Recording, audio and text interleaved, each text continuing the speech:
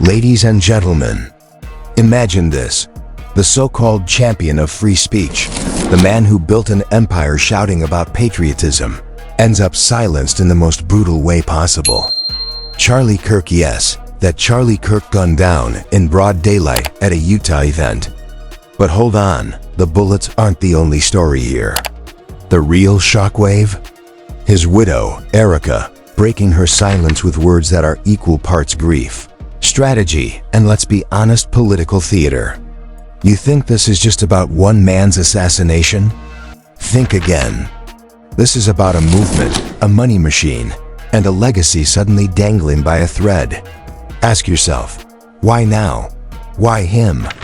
And why do the anonymous sources keep whispering about shady donors, strange emails, and a conveniently timed leak of private security footage that nobody was supposed to see? Coincidence? Please. Even Netflix writers couldn't script this level of drama. One minute it's a speech about saving America. The next minute it's chaos, blood, and a widow forced onto the stage of history. And while the media scrambles to sell you sanitized headlines, we've got the real tea. Buckle up, because this isn't just a tragedy, it's the start of an earthquake that could shatter everything Kirk built. Charlie Kirk, a name that echoed through conservative rallies, college campuses, and viral online clips. He wasn't just another political commentator. He branded himself as the torchbearer of a new generation, the man standing up against what he called the radical left. But when a man spends his life playing with fire, should anyone be surprised when the flames consume him? His sudden assassination at a Utah event sent shockwaves across the nation. But let's not kid ourselves. This wasn't just some random act of violence. No, this was the climax of a story years in the making. The story of a man who courted controversy, embraced chaos, and turned politics into a one-man money-printing spectacle. And now, ironically, he has become the headline he so often manipulated. Think about it. Charlie was never the quiet type. He thrived on outrage. He needed enemies to fight, scandals to chase, and microphones to shout into. His critics painted him as a loudmouth opportunist. His supporters? They saw him as a hero, a fearless warrior for free speech. But both camps knew one thing for sure. Wherever Charlie Kirk went, drama followed. And maybe, just maybe, that drama followed him right into his final day on stage. In the hours before the attack, he reportedly told a staffer, "We're about to make the biggest splash yet." What did he mean? Was it a reference to Turning Point USA's next move, or did he already know the storm brewing around him? Anonymous sources claim leaked emails suggested something darker, strange communications with donors who had grown restless, questions about missing funds, and whispered accusations of personal enrichment. Is it possible that Charlie wasn't just assassinated, but silenced at the peak of a brewing financial scandal? If you think that sounds outrageous, then welcome to the Charlie Kirk story. Outrage was his brand, and now it might just be his legacy. And then there's Erika, the grieving widow turned reluctant spokesperson.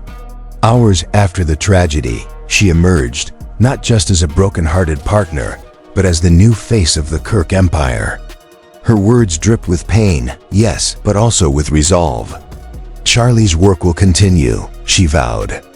A touching sentiment? Or a carefully calculated pivot to keep the Turning Point empire afloat? Insiders tell us Erika had been increasingly present behind the scenes, handling financials, smoothing over tensions with staff, and even planning a potential expansion into media ventures. Could it be that Erika wasn't just a widow in mourning, but the successor waiting in the wings? Some even whisper she was already briefed on what to say the day tragedy struck. If true, that changes everything. And what about the shooter?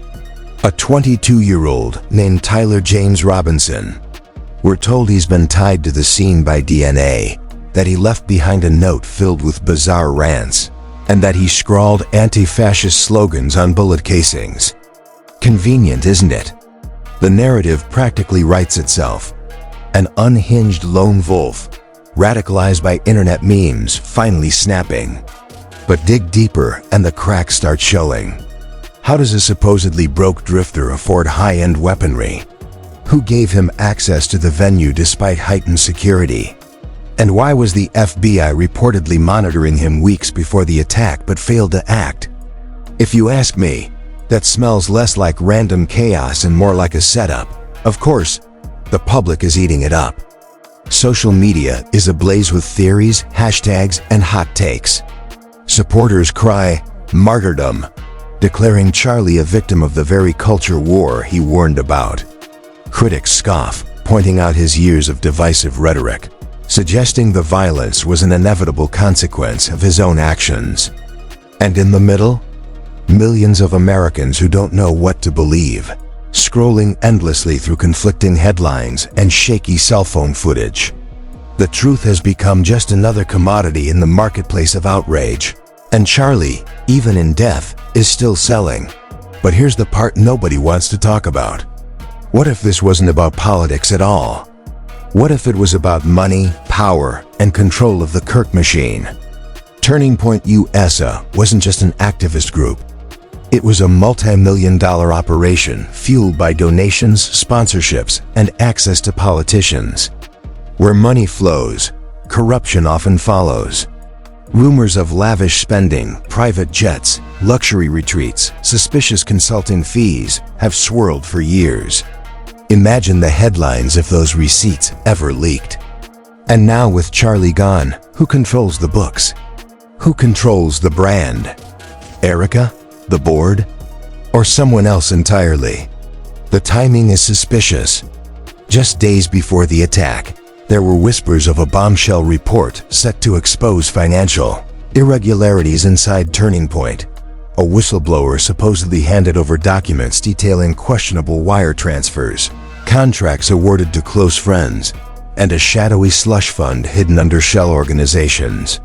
Was Charlie days away from being publicly humiliated, forced to answer for millions of missing dollars? And if so, does his assassination feel more like a silencing than a tragedy? As one anonymous insider put it, Charlie's mouth wasn't the only thing people wanted shut. His bank account was too. Let's not forget the past either. This wasn't Charlie's first brush with scandal. From questionable ties to wealthy foreign donors, to accusations of exploiting student volunteers, to awkwardly staged media stunts that blew up in his face, his career was a series of close calls. Each time, he spun controversy into momentum, turning critics into his biggest advertisers. But this time, there's no spin. No comeback tweet. No fiery speech. Just silence and the unsettling questions that silence leaves behind. And now, as Erika stands center stage, the question is whether she's a grieving widow, an opportunist, or perhaps both. Already, her first statements have been turned into fundraising emails, with subject lines like "Carry Charlie's torch" and "Help us keep fighting." Donations are reportedly pouring in at record speed. Mourning turned into marketing in record time. Is that resilience, or is it exploitation? One has to wonder what Charlie himself would have said about it. Then again, maybe he would have approved. After all, in his world, every tragedy was an opportunity. But here's the real kicker. Sources close to the investigation claim the FBI is already widening its scope. They're not just looking at the shooter, but at Charlie's financials, his communications, even his inner circle. One slip, one leaked email, one disgruntled staffer, and the entire Turning Point empire could unravel. Erika may have vowed to carry the legacy forward, but what if that legacy is about to implode under the weight of its own secrets? The Kirk empire might not die with a bullet. It might die with an audit. And as the crowd chants his name, as tributes flood in, as his widow wipes tears on camera, one can't help but ask, was Charlie Kirk a martyr of his movement, or the architect of his own downfall? Was this a tragedy, or was it karma knocking at the door? Maybe it's both. And maybe, just maybe, the truth is more scandalous than anyone is ready to admit. Because if history has taught us anything, it's this. When a public figure dies in chaos, The real story is rarely the one splashed across headlines. It's buried in the leaks, the whispers, the things they don't want you to see. And trust me, those things are already starting to surface. The whispers didn't stop with Charlie's death. They only got louder. Because once a man like him is gone, people suddenly feel safe to talk. Staffers who once smiled for cameras now leak DMIs. Former donors who once bragged about their access now deny they ever knew him. And the emails? Oh, those delightful little strings of text suddenly popping up in inboxes of journalists, each one more incriminating than the last. The picture they paint is far from the image of a clean, idealistic movement. It's a story of money funneled through shell companies, inflated speaking fees, and suspicious payments routed through consultants nobody had ever heard of. If true, it means Turning Point wasn't just a movement, it was a laundromat. And Charlie? He wasn't just a loudmouth with a microphone. He was the cashier, the manager, and maybe even the bagman. And what about Erika? She stands there, polished, camera ready, holding her daughter's hand, promising to keep Charlie's vision alive. The crowd cheers, the donations surge, the headlines glow with sympathetic tones. But behind the curtain, insiders whisper a different story. They say Erika knew about the financial gains, that she even helped design the system. She's smarter than Charlie ever was, one anonymous source told us. Charlie knew how to rile up a crowd. Erika knows how to count the money after. Imagine that America's newest conservative widow, not just carrying the torch, but cashing the checks too. The FBI won't say much, but leaks from officials close to the investigation suggest agents are now looking at Turning Point's donor rolls. One report claims that at least 3 foreign businessmen funneled millions through shell packs linked to the organization. If proven, that's not just scandal, it's potential federal crime. And with Charlie gone, guess who inherits the mess? Erika. She might be stepping into the spotlight to honor her husband, but she's also stepping onto a minefield that could explode beneath her feet any second. It's almost poetic, the widow carrying forward the legacy of a man whose empire was already sinking. But the scandal doesn't stop at money. There are the personal details too, the kind that tabloids feast on. Former staffers hint at affairs covered up, parties in Vegas billed as youth outreach conferences, and security. Details that look suspiciously like private getaways. Did Charlie live the life he preached? Or did he cash in while pretending to fight for the people?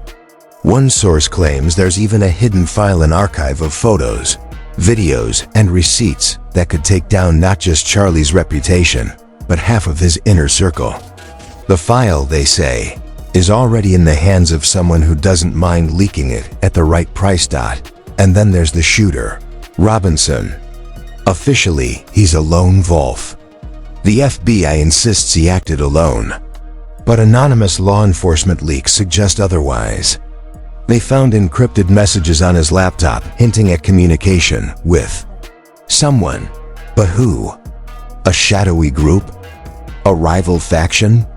Or maybe someone closer to home? One message, allegedly decrypted by investigators, reads simply, "The stage is yours." Now, maybe that's just cryptic nonsense from a troubled mind. Or maybe, just maybe, someone handed him a script. If that's true, then the question shifts from why did Robinson do it, to who wanted it done. Public reaction is split down the middle. Conservative commentators call Charlie a martyr, a man murdered for daring to speak truth. Liberal critics say his own rhetoric invited the violence. But ordinary Americans are less sure. They're asking uncomfortable questions. Why wasn't security tighter? Why were warnings about Robinson ignored? And why did Turning Point staff seem so quick to pivot into fundraising mode?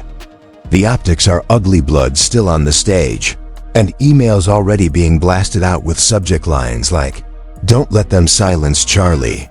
Even supporters are starting to feel uneasy. It's one thing to mourn. It's another to monetize grief, Meanwhile, the media circus grows. Cable news runs endless panels debating what Charlie meant to America. Late-night hosts crack jokes about conservative hypocrisy. Social media influencers milk the tragedy for clicks. And through it all, Erika plays the part of the grieving widow, tears on cue, pauses at just the right moments, always framed against a backdrop of the American flag. But is it grief or is it branding? Some say both. Some say neither. The line between authenticity and performance blurred a long time ago in American politics, and Erika may just be the newest actress on the stage. And let's not forget the donors. Oh, the donors. Billionaires who once flocked to Charlie's events, writing seven-figure checks in exchange for photo ops and influence. Now, some are quietly pulling back. "We don't know what's coming," one unnamed donor confessed. "And we don't want our names tied to whatever the FBI finds." Translation: loyalty dies the moment the subpoenas arrive. Already, Turning Point has reportedly lost at least 2 major sponsors. If more follow, Erika's vow to carry on may collapse under the weight of unpaid bills. Unless, of course, she finds new friends to bankroll the show. And let's be honest, there's no shortage of shady operators willing to fund chaos if it keeps them relevant. But here's where it gets really messy. Rumors are swirling about secret recordings conversations between Charlie and political heavyweights where promises were made, deals were struck, and envelopes allegedly exchanged. If those tapes exist, they could be devastating. Imagine hearing your favorite politician laugh about manipulating voters while Charlie counts the cash in the background. That's not a scandal. That's a career-ending nuke. And according to one insider, the tapes are real. They just haven't dropped yet. If that's true, Erika's nightmare is only beginning. Still, the Kirk brand refuses to die quietly. Rallies are being planned, tribute videos produced, merchandise designed with Charlie's face plastered across t-shirts and mugs. Death, it seems, is just another marketing opportunity. Erika may promise legacy, but let's be honest, it's the money that will decide whether Turning Point survives. If the cash keeps flowing, the brand limps on. If it dries up, the empire collapses. Simple math.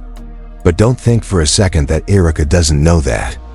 Every tear, every vow, every dramatic pause, it's all aimed at keeping the dollars rolling in. And so far, it's working. But how long can it last? Already cracks are showing. Staffers whisper about power struggles inside Turning Point. Some want Erika as the new leader. Others want a clean break. One even leaked a memo suggesting the organization should rebrand to survive. Imagine that Turning Point without Kirk. It would be like Tesla without Musk, Apple without Steve Jobs, or Twitter without, well, Twitter. The brand was built around Charlie's personality. Without him, what's left? A hollow shell, scrambling to find meaning in a post-Kirk world. And yet, Erika pushes forward. The cameras love her.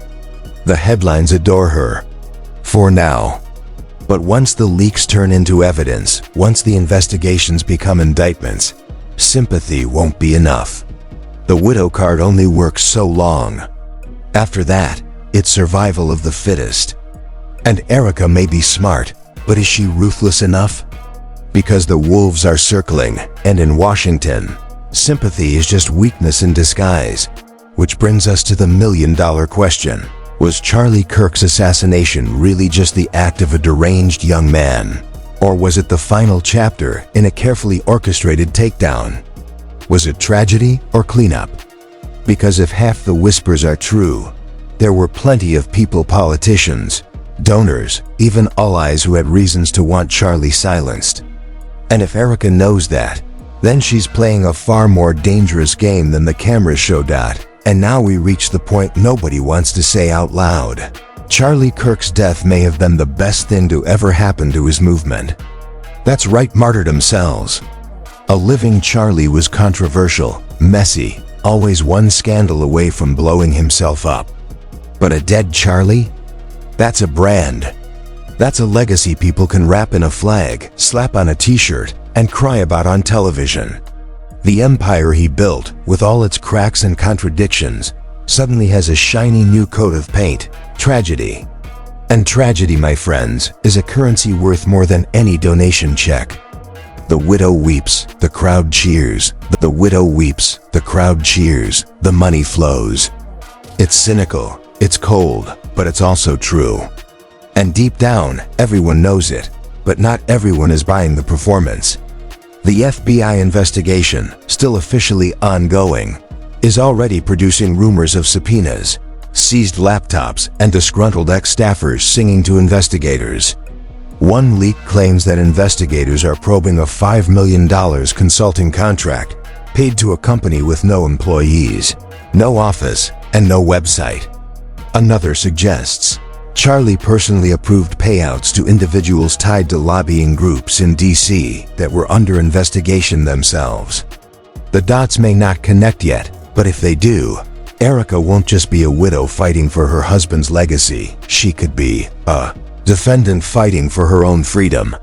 And what about Robinson, the supposed lone wolf shooter? Weeks after his arrest, details about his life don't add up.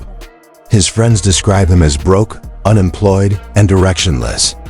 Yet somehow, he had access to state-of-the-art gear, encrypted messaging software, and a suspiciously polished manifesto that looks more like it was drafted in a boardroom than scribbled in a notebook. One anonymous law enforcement source even claimed the manifesto's formatting matched that of known extremist propaganda manuals. Coincidence? Or was Robinson a pawn, groomed to play the role of lone radical so the real culprits could hide in the shadows? You tell me. Meanwhile, Erika's star rises higher. She's not just speaking at vigils anymore.